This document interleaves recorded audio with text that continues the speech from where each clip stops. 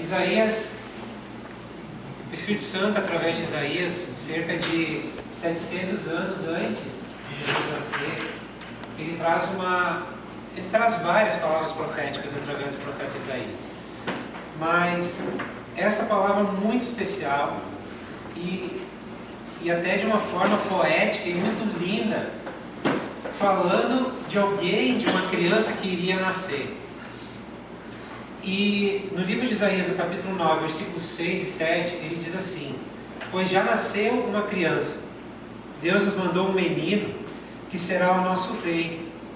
Ele será chamado Conselheiro Maravilhoso, Deus Poderoso, Pai Eterno, Príncipe da Paz. Ele será descendente do rei Davi. O seu poder como rei crescerá, e haverá paz em todo o seu reino. As bases do seu governo serão a justiça e o direito, desde o começo e para sempre. No seu grande amor, o Senhor Todo-Poderoso fará com que tudo isso aconteça. Em uma outra versão da Bíblia Mensagem, ele diz assim: porque um filho nasceu para o nosso bem, um filho foi dado de presente a nós. Ele vai assumir o governo do mundo. Seu nome será Conselheiro Maravilhoso, Deus Forte, Pai Eterno, Príncipe de bênção plena.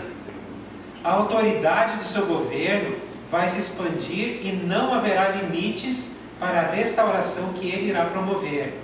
Ele governará com base no trono histórico de Davi, no reino prometido. O reino será estabelecido firmemente e se manterá por meio da justiça e vida íntegra. Começa agora e durará para sempre. O zelo do Senhor dos Exércitos, de anjos fará tudo isso. Irmãos, nós sabemos que Isaías estava falando de Jesus. Um menino que iria nascer, um homem que ia nascer, um menino.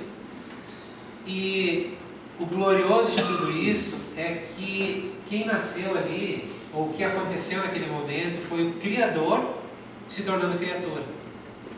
Esse tempo que nós estamos vivendo, festejando o Natal, nos alegrando nessa verdade de Jesus ter nascido homem, nós celebramos não apenas o nascimento de uma criança, né? Existe em algumas tradições, existe aquela figura do Jesus menininho nos braços de Maria. E de fato, ele nasceu um pequeno bebê, lá em Belém, e ficou nos braços de Maria, sua mãe. Foi colocado numa pequena manjedoura. Mas esse menino, ele cresceu, e ele se tornou homem, e veio cumprir uma missão. E é tão precioso porque Jesus, ele veio nos dar a possibilidade de voltar a ter relacionamento com Deus. O homem havia perdido esse relacionamento por causa do pecado. E Jesus, ele veio tornar possível nós voltarmos a nos aproximar de Deus. Esse menino que nasceu e se tornou homem, ele nos deu a possibilidade de ser tirado de um império, que a Bíblia chama de império de trevas, onde nós éramos escravos do pecado, onde nós éramos torturados por Satanás, por causa do pecado, e Ele nos deu a possibilidade de sermos tirados desse império de trevas. E a palavra nos fala que Ele nos transferiu, nos colocou num reino de luz. E nós sabemos que esse reino presente, que nós estamos hoje vivendo aqui, e que às vezes nós não sentimos, nós não conseguimos ver, mas existe um reino presente entre nós, que é o próprio reino que o Senhor Jesus veio instituir há mais de 2000 anos atrás. Então esse reino presente, ele já está entre nós, e ele está em nós. Jesus, ele veio nos dar a possibilidade de fazer parte de uma linda família, que é chamada de família de Deus, que é chamada também de igreja. Ele nos coloca nesse lugar onde nós estamos debaixo do amor do Pai, aceitos pelo Pai, onde nós temos a possibilidade de amar uns aos outros, servir uns aos outros, cuidar uns dos outros, proteger uns aos outros, exortar uns aos outros, corrigir uns aos outros, enfim, todas as mutualidades que nós encontramos no Novo Testamento, que existem dentro da igreja, nós fomos inseridos nisso, podemos e devemos fazer parte disso. Esse menino que nasceu, se tornou homem, ele morreu no nosso lugar. E ele morreu para que nós pudéssemos ter vida. A morte de Jesus se traduziu em vida para nós, e vida eterna. E em Romanos 4, 25, diz que Jesus ele morreu pelos nossos pecados e ressuscitou para que nós fôssemos justos, feitos justiça de Deus, podendo nos achegar com segurança diante do Pai, sabendo que Ele nos aceita, Ele nos recebe, não por causa do nosso mérito ou por aquilo de bom que nós somos capazes de produzir, não, mas por causa de Jesus, por causa do Filho que nasceu, o menino que nos foi dado e que cresceu, se tornou homem, que cumpriu a lei de Deus. E muitas vezes se fala que ele deixou um modelo a seguir, um modelo a ser imitado, mas eu entendo que ele deixou sim um modelo de amor, um modelo de vida correta, de conduta, de uma vida justa, de uma vida íntegra, mas sobretudo ele deixou a possibilidade de nós recebermos Ele para viver dentro de nós, para que se torne capaz para nós também vivermos esse tipo de vida. Porque se a gente visualizar Jesus como modelo e tentar viver como Ele, como modelo, nós vamos chegar sempre no mesmo lugar, no fracasso. Porque a gente nunca vai conseguir imitar Jesus, a vida íntegra de Jesus, sem pecado. Mas é precioso porque a palavra de Deus diz que Jesus em nós, Cristo em nós, é a esperança da glória. Então não apenas Ele deixou um modelo, mas Ele deixou a si mesmo como nossa vida, para nós podermos viver o modelo de vida que Ele deixou para ser vivido. Quando nós olhamos o Evangelho com esse aspecto, nós vivemos o Evangelho de uma maneira livre, leve, e podemos andar com o Senhor e permitir que Ele viva a nossa vida.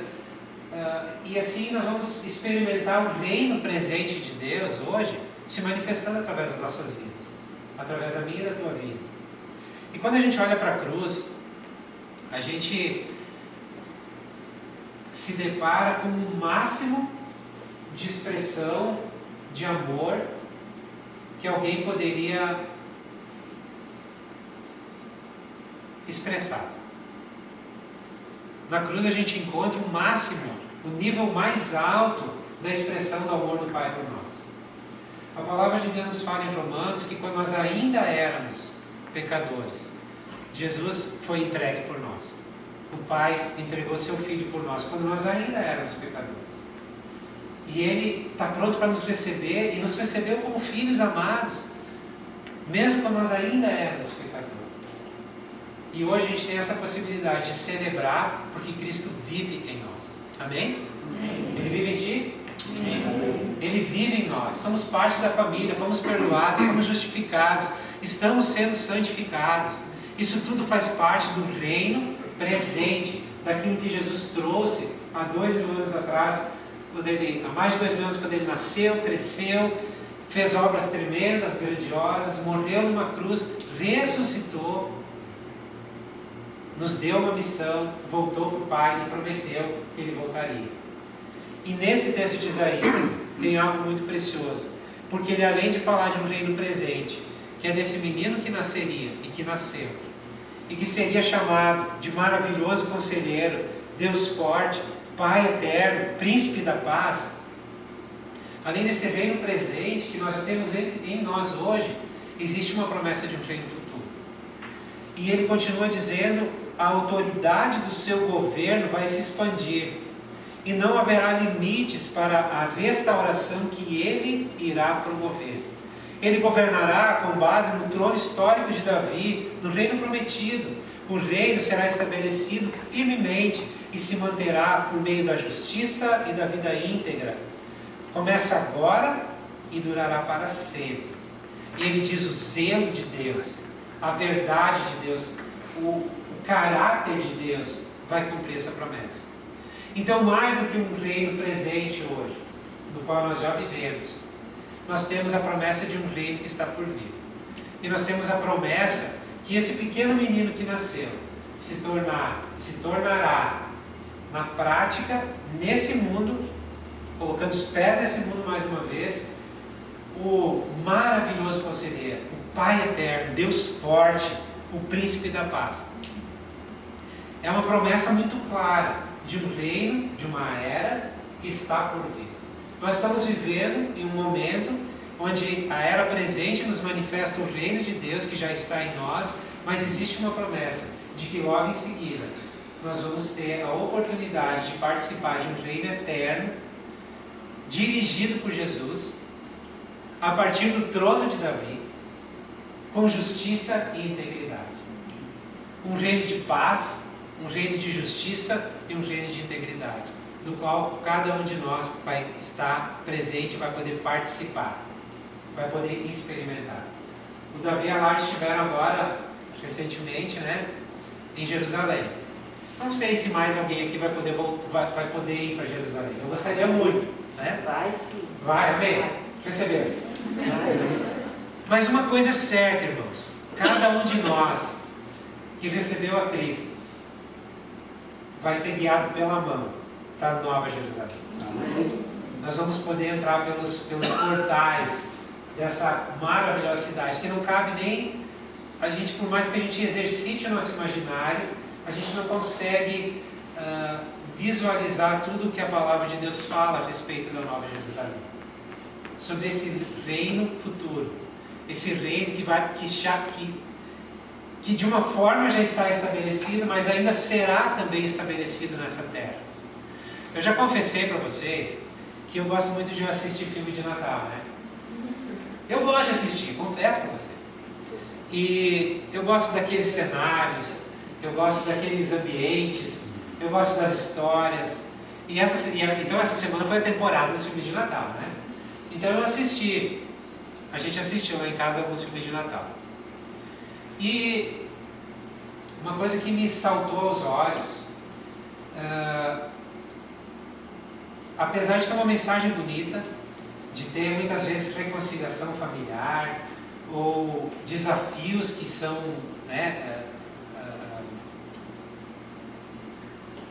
limites que são superados, ou uma linda história de amor, enfim, tem tantos enredos que se colocam na história de Natal, mas é interessante como se dá a ênfase a um grande homem. Vocês já perceberam isso? É dado uma ênfase, em algum momento é apresentado um grande homem. O Papai Noel. É óbvio, que é uma tradição enfim, a gente sabe o lugar do Papai Noel, mas nós também temos um grande homem. E esse grande homem se chama Jesus. Apesar dos filmes de Natal hoje não retratarem, não existe mais nada, dificilmente tu encontra alguma coisa remetendo à parte espiritual, remetendo a Jesus como o verdadeiro Natal, mas nós temos nosso grande homem. Nós temos aquele que é o Pai eterno, o príncipe da paz, o maravilhoso conselheiro, o Deus forte. Ele já habita em nós. E muito em breve estará habitando entre nós fisicamente, governando a partir do trono de Davi, estabelecendo um governo sobre todas as nações. A palavra diz que naqueles dias todo joelho se dobrará e toda língua confessará que Ele é o Senhor. Não vai haver alternativa. O Senhor vai estar estabelecendo aqui um reino que no primeiro momento será de 1000 anos e depois se tornará eterno. Ele vai restaurar todas as coisas. Ele vai nos colocar num ambiente, num reino onde não vai mais haver dor, não vai mais haver sofrimento. Tem alguns irmãos entre nós sofrendo com doenças, não vai mais haver doenças. Nós vamos poder nos alegrar no Senhor continuamente e eternamente. O precioso disso tudo é que nós podemos começar isso aqui nessa era, através da nossa vida hoje.